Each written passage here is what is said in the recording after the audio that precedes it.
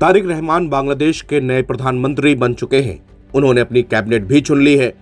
तारिक के मंत्रिमंडल में एक बौद्ध और एक हिंदू राजनेता को भी जगह मिली है। सबसे ज्यादा चर्चा हो रही है शमा उबैद इस्लाम की। शमा बांग्लादेश की विदेश राज्य मंत्री बनाई गई हैं। बांग्लादेश में उनकी छवि एक तेज तर्रार नेता की मानी जा रही है। सूत्रों का कहना है कि इसीलिए तारिक रहमान ने उनको मंत्रिमंडल में शामिल करते हुए उनको अहम मंत्रालय भी सौंपा है। शमा उबैद बीएनपी की ऑर्गेनाइजिंग सेक्रेटरी के तौर पर काम कर रही हैं और पार्टी के फॉरेन अफेयर्स कमेटी की मेंबर भी हैं। शमा उबैद इस्लाम रिंकू पहली बार फरीदपुर 2 से सांसद बनी। जब वो चुनाव जीती थी तो कयास लगाए जा रहे थे कि उनको मंत्री पद मिल सकता है। इसके बाद जब कैबिनेट का ऐलान किया गया तो शमा इसमें शामिल थी। शमा बांग्लादेश फरीदपुर 2 सल्था नगर कांडा सीट से बीएनपी कैंडिडेट के तौर पर चुनाव लड़ा था। शमा उबैद बीएनपी की ऑर्गेनाइजिंग सेक्रेटरी के तौर पर भी काम कर रही थी और पार्टी की फॉरेन अफेयर्स कमेटी की मेंबर भी हैं। 2007 में अपने पिता और पूर्व बीएनपी सेक्रेटरी जनरल और मिनिस्टर के.एम. उबैदुर रहमान की मौत के बाद वो पहली बार पार्लियामेंट का चुनाव लड़ी। सांसद चुने जाने से पहले भी वो पार्टी लीडर के तौर पर अपनी सीट पर काफी एक्टिव रही थी। जानकारी के मुताबिक शमा को मंत्रालय मिलने की जानकारी तब मिली जब उनको दोपहर के समय एक टेलीफोन कॉल मिला। कॉल में उनको बताया गया कि वो रहमान के कैबिनेट में शामिल हो रही हैं और उनको विदेश राज्य मंत्री का मंत्रालय सौंपा जा रहा है।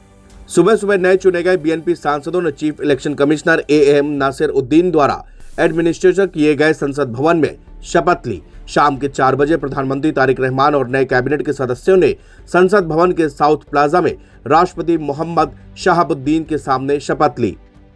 बांग्लादेश में मंगलवार को नई सरकार का गठन हो गया। बांग्लादेशी पीएम तारिक रहमान के कैबिनेट में कई नए चेहरों को शामिल किया गया।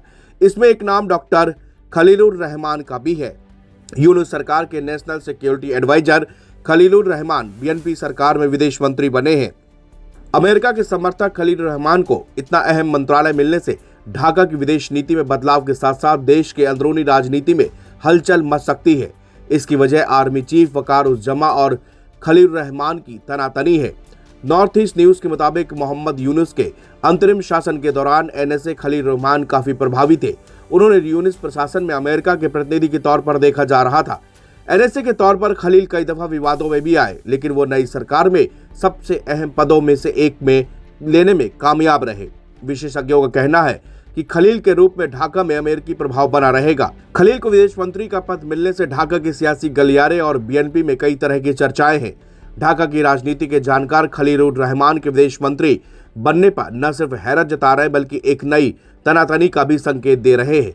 ये तनातनी खलीलुर रहमान और आर्मी चीफ वकार-उज-जमा के बीच में है। मोहम्मद यूनुस के अंतरिम सरकार में कई मुद्दों पर खलीलुर रहमान और वकार-उज-जमा में खींचतान देखी गई थी। दोनों की एक दूसरे को कमजोर करने की कोशिशें भी सामने आती रही हैं। दोनों का झगड़ा पहली बार मई 2025 में खलील के म्यांमार के लिए रखाइन ह्यूमैनिटेरियन कॉरिडोर बनाने की कोशिशों के बाद आया था। नवभारत टाइम्स की रिपोर्ट।